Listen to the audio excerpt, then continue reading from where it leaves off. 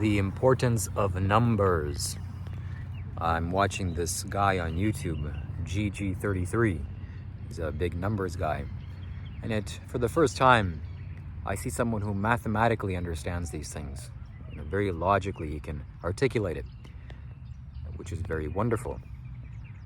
I've always got the sense that numbers are significant. I always knew that spiritual numbers are important, and every number has significance. It's not just a random. Every number has its own energy, its own unique frequency. It's either male or female, and it resembles certain things in nature. So being able to utilize numbers in that way is very useful. The way that I utilize numbers, the way that I see numbers is, it's not so much a logical process for me. I don't particularly choose numbers logically, forcefully. I just live life in the flow. And I notice these things constantly, every waking moment of the day. So 21 is a spiritual number. 63 is a spiritual number. 84, of course, is a spiritual number. 108, 112, 114. 114 points to the 114 energy points in the physical body. 112 are for sure inside the physical structure of the body. 112, and the 2 are outside. So totally the physical makeup, what is under your influence, we could say, what is in your sphere or in your being is 114. But there are more chakras, which is to say that there are chakras that are farther away from your body. And so, for example, in the center of the galaxy, in our solar system, and farther out in the universe, and many more. I don't know how many there are, but I do know for a fact that these things exist. And so it appears to me that we are living in a kind of body. The universe is like a body, someone else's body. And this being has its own chakras, because I know that the universe has chakras, or at the very least that there are bigger chakras than the ones that we have in our physical structure. And so we can connect the dots. This is just my beliefs. I don't really know this for a fact, but this is a nice thing to think about. We are kind of a cell inside of a bigger being, which is cool.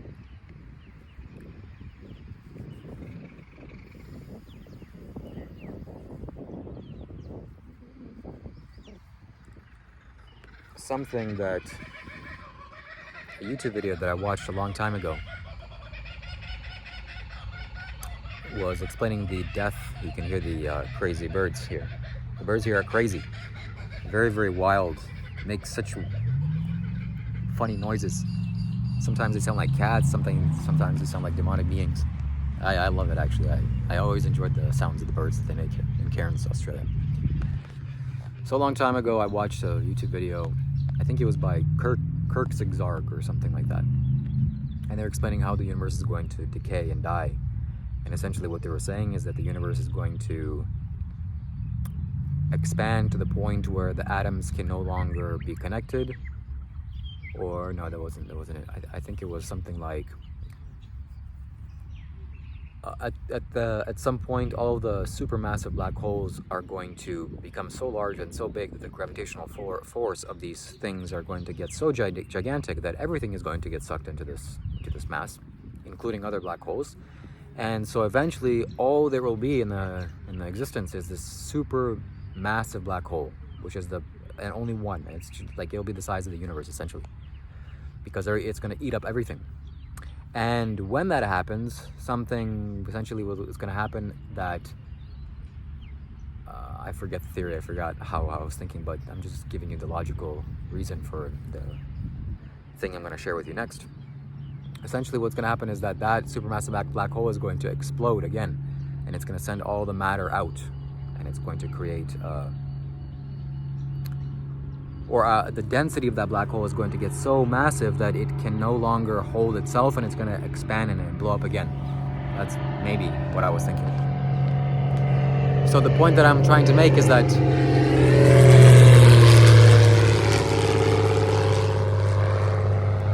the universe is breathing. That's what I consciously saw. The universe is inhaling and expanding. I mean, inhaling and exhaling.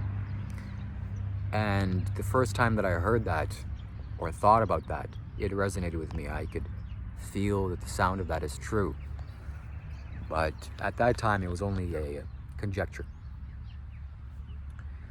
It wasn't until very recently that I watched a video by Sadhguru Exclusive. You can go to sadhguruexclusive.com or Google Sadhguru Exclusive and you register for his program. It's like $8 a month.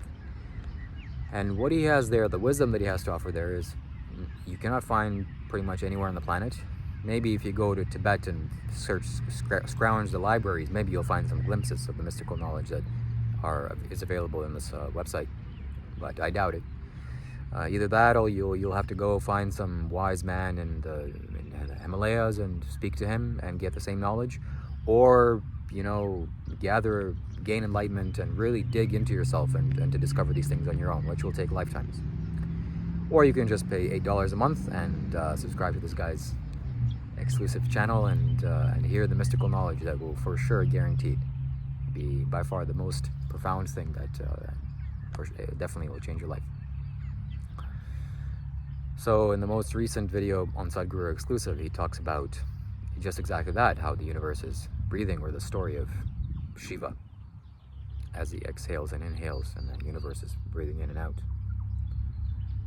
And we are on the 84th exhalation. I don't want to share too much, obviously, because it's not my content. I don't know how comfortable Sadhguru would be for me to talk about privileged information like this. But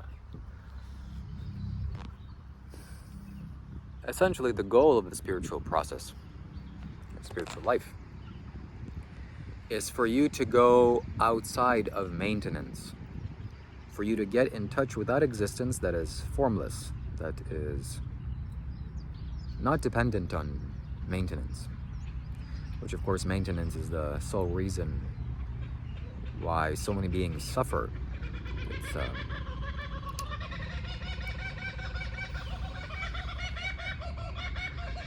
maintenance is fire, solar plexus, the sun, and you constantly need to eat food, you constantly need to attend to the body and various things like that, and there's a lot of pain and suffering that involves with that. So essentially what all yogis are trying to do, trying to accomplish, is to go a step higher than that and reach that part of the existence that is not dependent on that. And once they do, that's why you see yogis sitting for 5, 6, 7, 8 days at a time, not moving their body, being completely still, not attending to nature's calls, because their consciousness has attained to that which is beyond material foundation or structure. They have gone beyond their physical structure, and they can reach that point, that place that you can just be utterly still. You can just be still, and you can sit for a very long time. Obviously, that doesn't mean when you wake up your body's somehow magically healthy and together. There are consequences to that too. Mosquitoes are gonna bite you. You're probably gonna find surprises in your pants. Various things like that. So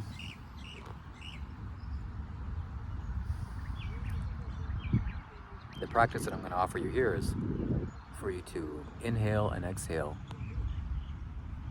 And there's a lot more to breath than just the physiological aspect of it, of producing energy for you and consuming oxygen. It's a spiritual process, maybe the most powerful, profound spiritual process that your body undergoes. It's a breath. You have conscious will over it. You have conscious control over it. So breathe in a certain way.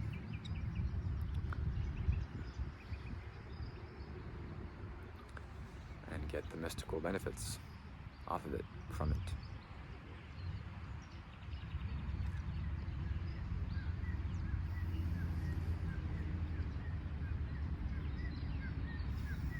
So this is public information and knowledge. Sadhguru has posted this on YouTube. He says that there will be 112 creations. And after that, following that, it will be perpetual creation, formless. Just continue on forever without stopping. And there you will not have a body. I don't know how it's going to work. If you die here, you have to wait another 39 creations for this to happen. That scares me. It's not pleasant to think about. Or if it's here now, or I don't know how this is going to work, but I will investigate this and I will report to you further in the coming years. I'm sure that I will gain wisdom on this. So it's magical, it's wonderful, it's the most profound experience that we have living in this universe, and how this all works and functions. I have to share this with you, that for a long time, just a couple of years ago, 2016, 17, 18, 19, I would wake up in the nighttime at 3 or 4 a.m. in the night usually, or at whatever other part of the night, and go to the bathroom. And every time that I would wake up and I would need to, have the urge to use the bathroom, I would walk through the hallway. And I remember my perception would be,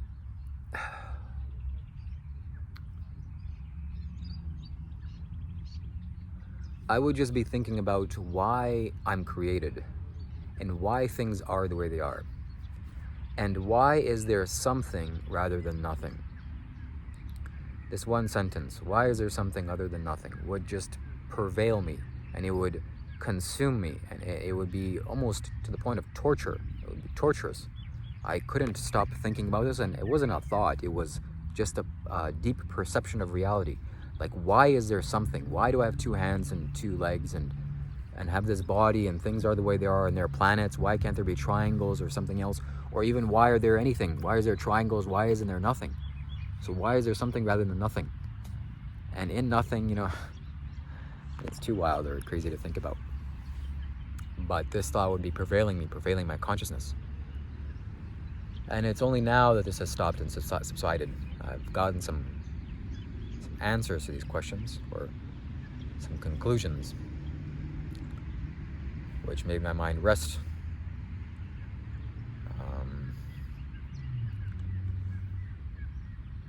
Which is not to say that I've realized everything or know everything. I don't. I still have many questions.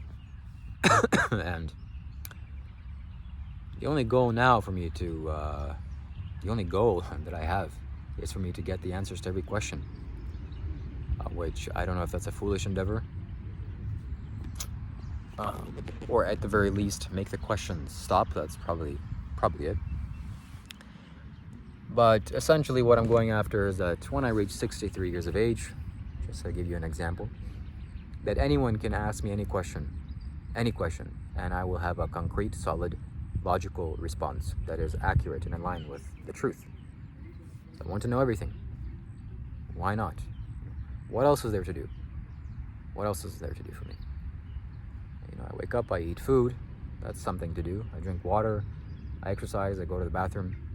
I sleep, rest. That's it. My physical life is done. There's nothing else for me to do. So now there's just the spiritual elements.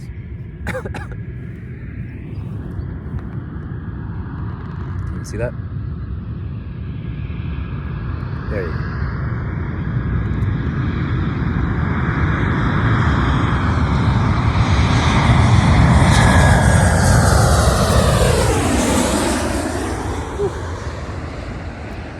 Let's talk about flying, shall we? My mystical insight on flying and planes. It is not good to fly. It is not wise to travel by plane. The technology for flight has not reached its elevation. It's still in a very rudimentary form. It's just begun, and it scares me every time I fly. I cannot stand it. I hate flying. I don't hate it, but no, I despise it, I should say. Whatever is the worst. It's like, it's like if you're driving a car, you're in control, you're in a certain amount of control, or maybe you have the illusion of control, and you're on the ground, and you know that an accident can cause severe damage to you. And if it does, then you have some kind of relief knowing that you're still on the ground. Whereas if you're in a plane and some catastrophic thing happens, that's it. You know you really messed up bad because you have no control whatsoever. The pilots, are behind a door that it's over. That's it. That's the physical aspect of it. But talking about the mystical side of what I'm saying here, that the planes, the technology for flight and plane making is not good. It's like rudimentary. It's like the backbone has only been built upon, nothing else. So I would say that I would suggest for you to stay away from flying whenever is reasonable, at least until 2036. 2036 is when it's going to be safe flying. It doesn't mean to say that it's not safe technically flying now.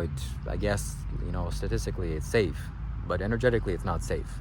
Okay, like referring back to the point that I made. If you're in the air and something goes bad, you're gonna be really scratching your head and thinking about it for a long time, many lifetimes. It's like why you chose to get into the air in this little box, and what potentially can happen. So I'm currently in Cairns, Australia. I traveled 22 hours in a plane. Thankfully, everything was perfect and smooth. And then I traveled from Sydney to Cairns, Australia, by plane. And now I'm planning to leave to Darwin, or for Darwin. And I'm pretty sure I'm going to stay there for a significant amount of time. At least that's what the energy is showing me, that it's going to be a strong foundation there. That's what it is. So I don't want to fly there. I want to drive a car. And we'll see how situations present themselves. Maybe I'll end up flying, I don't know. But from what I see now, from the understanding that I've had, the intuitions that I've gathered, I'm planning to drive there somehow. So somehow I'm gonna have to find a driver that can drive me. So that's about flying. I'm gonna try to keep this video 21 minutes long for you to get the maximum benefit. Talking about the universes again and how this existence is breathing, how everything is expanding and contracting, and how this is the 84th creation, 84th universe. Once I was in a certain location in Canada, a very safe location, and I had, for the first time, gotten access to the copper snake ring, Isha's copper snake ring, which I no longer wear. I disposed of it for a reason I will share with you later on. And as I put this ring on, I could feel that it gives me a sense of safety and protection. And I went to sleep.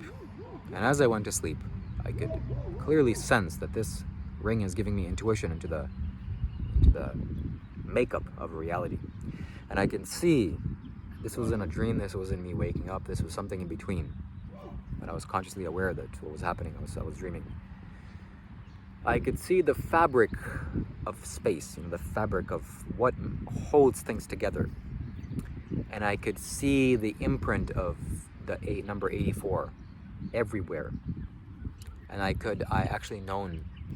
So before this, I watched videos by Sadhguru, the mystical video that he has on YouTube explaining how there's 84 universes. As right now it's 18 minutes and 48 seconds, 84. He explains that this is the 84th creation, and I've learned to trust what he says and just intuitively take it on faith that it's true, and then I investigate it and look at it for myself. It's not wise to, I'm going to say something that is contrary to the popular belief.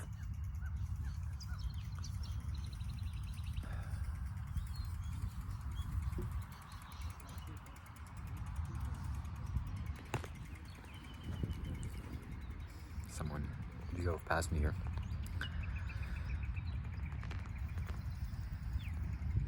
It's not wise to doubt someone's teachings. It's not wise to think for yourself. Oh man, I'm gonna get in trouble for saying that. But I will explain it, and you'll logically understand why this is so. Okay, let me explain it now. It's very wise to doubt people that you, most people, okay? It's very wise to think for yourself when information comes in, and you have to, obviously regurgitate it in your mind and see if this is true or not. And it's very wise for that way, okay? If you just didn't doubt anything that anyone said, things would just come into you, and you don't know what you would be. You would be swimming in the gutters, or trying to climb trees and thinking that you're Superman or whatever else. So it's good that you have a critical faculty, and it's very, very good. Nature has given you this evolutionary tool. It's fantastic. It's wonderful. When it comes to the spiritual nature, the mystical nature of existence, or the ultimate nature of existence, when you find a man that has gained what you want, or let's say is an enlightened man, and you know for sure, for a fact, that this man has done. Like, for example, if you were to walk in front of the Buddha. If I was to walk in front of the Buddha and the Buddha told me something, there would be no logical conclusions that I would make whatsoever. I would not think, oh, this is true or this is wrong. I would just take it into my own heart. And that's all that there is to it. Whatever he would say, that's the wisest man on planet Earth, if I was standing next to him. So the point that I'm trying to make is that, this is the point, is that you have to learn to absorb information. That's the point. Instead of logically taking it into your mind and making conclusions, rationally thinking if this is true, does this mathematically add up. That's a very small, rudimentary part of intelligence, like 1%. Whereas if you can just absorb the energy, drink the energy in, just take it into your body's memory, that's a much higher intelligence. So with a man like Sadhguru, not even Sadhguru, if you go into nature, you know what I mean. You just absorb nature. If you logically understand this or not. That's why you feel so good when you're at a park, or if you're in the woods or anything like that. So that's one way. Similarly, if you want to play tennis, if you want to be the best tennis player in the world, you just look at the wisest, most powerful professional player there is, and you drink him in. You take his energy into yourself. Or you could say that you can see his energy and replicate it into yourself. You can become as strong, as fast, as wise as he is. Or when it comes to spiritual sciences, when you go to a spiritually consecrated space like Kailash or the Dhyanalinga or various other things like Mato Tipila, you don't want to sit there and think logically, okay, this is derived this way, this is how it was formed geographically, and this is here. No, you want your logical mind to be gone, to be somewhere else, or to disappear. And you want to just absorb that. You want to drink that space in. You want it to enter your body. That's how you get the maximum benefits.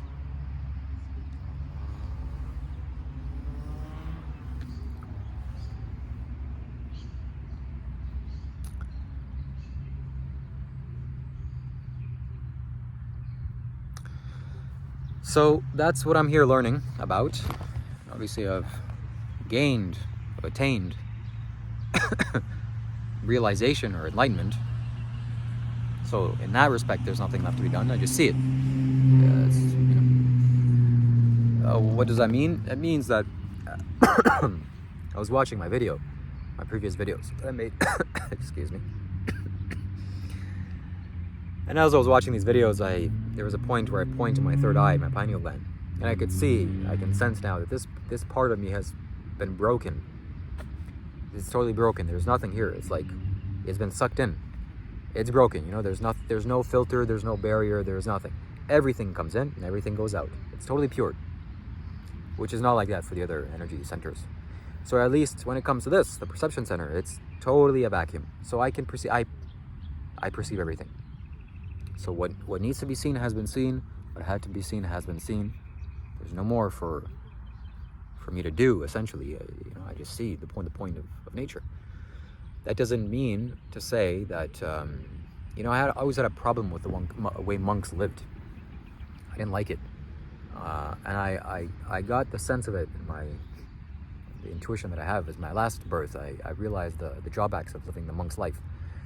And when I found the Buddha's teachings in this lifetime, I thought that this was it. This is the ultimate thing. And living a regular life with normal clothing is subpar. It is not true. What the truth is to live in the monk's robes, and that's how life should be. To gain ultimate realization and attainment. And then as I went to these Buddhist monasteries, I also again realized it's a huge limitation. that these monks aren't living life. They are walking a tightrope. They're on a tightrope, which is hard, not an easy thing to do. So I didn't want to become a monk, and I knew that in 2019 or 18 when I was in the Pa Aksai Taoist monastery. And so when I say there's nothing left to do, that's the Buddha's teaching. That's the Buddha's words, just so you understand. There is a lot for me to do. I'm going to live life to the fullest, have the most amount of life energy in my body that it is possible to, capably to handle. I'll be fully alive, fully active. I'll live, laugh, enjoy life, jump, dance, sing, everything. And essentially, the point that I'm trying to make here is that the most important part of my life now is to gather the technologies for spiritual well-being, which is essentially what a mystic's role is. That's what a mystic is. He gathers technology and he's able to implement that technology for the benefit and well-being of his people, or the people. These little insects are biting me. They're called sandflies. They're so annoying, so painful. So that's what a mystic is. He gathers the technology, like I said, and let me sit down here on a different spot. There's more life.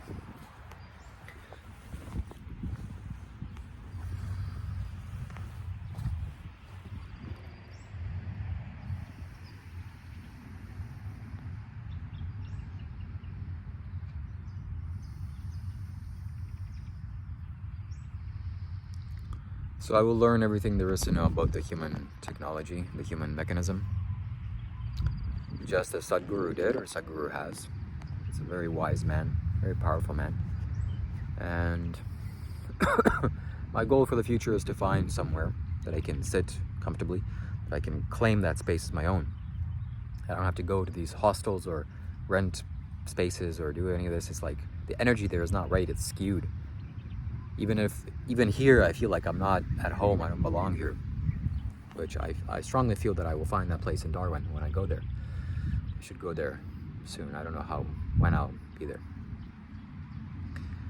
And then from that point, from that place, I can start to create outward. So it's only when you have a strong foundation within yourself, strong Muladhara, or the base chakra, that you can function in the world and also pursue higher forms. If you don't have this strong foundation, it's the base, it's the most fundamental thing. Then you will try to recover by sleeping and eating. And that's all that you will know until you fix that point. Only once you have slept well and ate well, you can start thinking about reproduction. That's actually where that energy goes. You start thinking about reproducing your sexual energy or your DNA replicating. And then once that has been fulfilled, or you go higher, you become wiser, you step into the realm of doing. You need to set your life up circumstances in a way that things can come to you, and I'm not going to get into it now. I will fully understand this for myself, and I will get back to you later on. So essentially, what I'm trying to say is that I will build a strong foundation, or I will find a center point where I can start to create outward. And once I find that place, then actually my energy and my that's actually the only thing that I have, the only resource that I have is my energy, and also time. So the energy that I have, it will start to be used towards creating consecrated spaces. That's the most fundamental thing that is lacking in humanity now, is that to create consecrated spaces that are for the well-being of the spiritual side of human.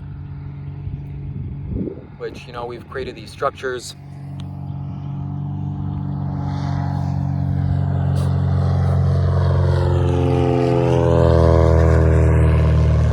We've created these buildings, and everyone is very comfortable, at least in the first world.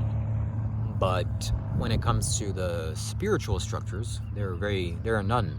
In Sydney here and in Cairns, there's nothing. You may find some temple where people chant and sing mantras and meditate, but that's like the beginning. That's step one.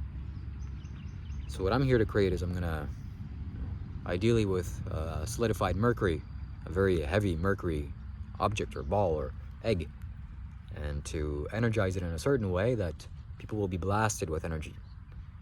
It will be a conducive space to live. If you don't have consecrated objects around you, if you don't have consecrated objects in your possession, or if you don't wear them, essentially where you're going after, what you're feeding off of, is the food, of course, and your natural environment and within yourself, which is very limiting. Okay, I've mentioned this before, or if I haven't, this would be a good example.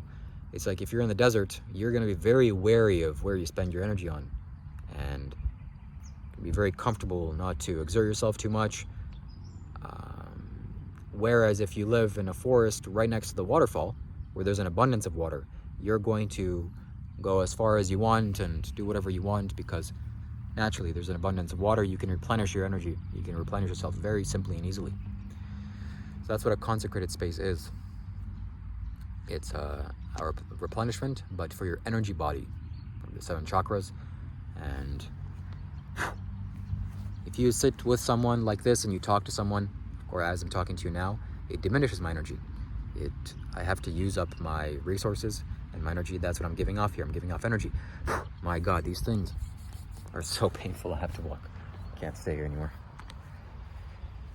But at the same time, I'm wearing certain things, and I have connection to various places that I get replenished just as much as I use up. So only when you know this for a fact, that you can replenish your energy, you're free from suffering, or you're not going to be, you have the lubrication necessary to not be afraid that you're going to encounter suffering when you go out into the world. Just like,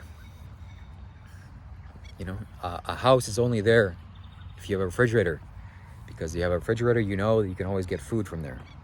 There's no point of living in a house, but for sure you can never have a fridge there, you can never have food there. What's the point? There's no point in the house then. Sure, it'll protect you from the nature, from the elements, but that's not the most important thing. The most important thing is food. So just like that, I'm here to create spiritual food. That's what I want to do in Darwin, Australia. It's one of the most northern parts of Australia. And from my perception, what I can see is the heart energy there is very, very strong. There's much more natural heart elevation energy there than most places that for sure I've ever been to, including here in Cairns. What I see here in Cairns, Australia, is that the solar plexus is very strong here. It's easy for the body to maintain itself. Maintenance is very strong. Another thing about Darwin, a place that I see, is that there are highly conscious people there, which I have not found yet there are a lot of highly conscious people in Toronto, believe it or not. A lot of them. But Toronto, I was talking to my friend, and the matrix in Toronto is so thick, it's so heavy. As I was watching him through the video and remembering how I was living there, and I could see it in the camera, I could see it in my mind's eye, that the matrix, I don't know what it is, like some people have put this thing over the city, and it's affecting everyone, and it's like so uncomfortable. I don't know what it is, but it has to be destroyed. And yeah, it's thick, very thick. You don't find that in nature in most places. So yes, there are highly conscious people in Darwin. I believe I will meet my master once again, the man that I set my intention with in my previous lifetime. I believe he's there. I have communication with him spiritually. I'm very curious to meet him and excited to talk to him, because I've attained my goal. I've attained liberation, which is the whole point of the spiritual life. And also there are a lot of highly conscious people there that I want to meet, and I want to live with conscious people. I don't want to live with the delusional beings. Like I'm staying various places that I've stayed. Human beings don't know anything apart from sensuality, from the first 3 elements of life, which are sleep, food, reproduction, and doing. The That's all that they know. The sensual pleasures are the only thing that they can seek because it's the most obvious thing. They don't see anything higher. And it's the most readily available. It's 80% of the human life, is the sensual pleasure, sensuality. And of course, if you misuse that, then you start going for drugs and alcohol, which is of course something that you don't want to do. A little cooch. So, yeah. I meet highly conscious people. I want to create a conscious society and slowly, outwardly bound, impact and influence the entire society, which will be very easy to do as it reaches 2024. It's going to be much easier to live on planet Earth.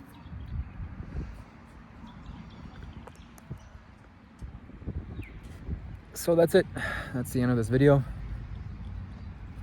Stay tuned for the following video. Peace.